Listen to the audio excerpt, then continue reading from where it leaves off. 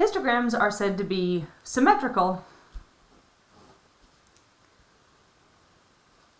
if they have a big clump of data in the middle with less and less data as you get out to the left side and less data as you get out to the right side.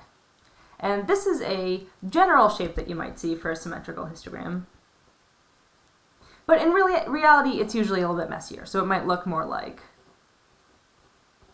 this, where your bars peak in the middle, most of your data is clumped around these middle values, and then you have fewer and fewer observations as you get out to either side.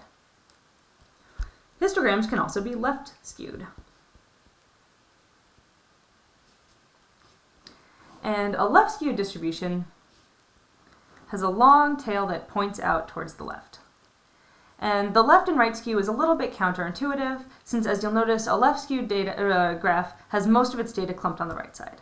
But what you want to focus on is the direction that that tail is pointing out to. So I think it's helpful to think about it as sort of having an arrow that's pointing out in this direction, towards the left.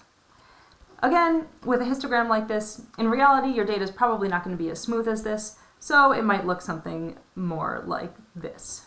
So this would be a left skewed histogram. There are also right skewed histograms, which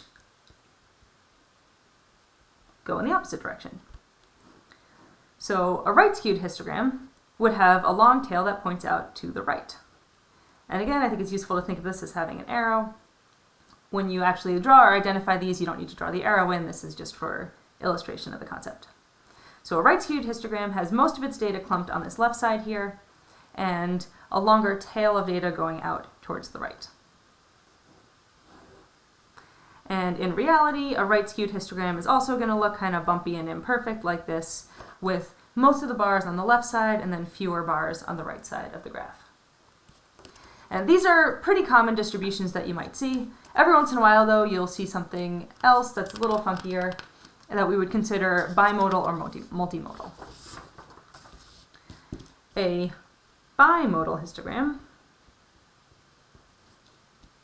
is a histogram that has two bumps. And when we talk about the mode and other measures of central tendency later, this name will make a little bit more sense. But for now, think bi is 2, and it means you have one bump here and another bump here. Again, in reality, this is usually not going to be so smooth, but you'd see two distinct humps in your data, or bumps. Finally, we have our multimodal histograms. Multi, think a lot. And histograms that are multimodal have a lot of bumps. So, more than 2 bumps.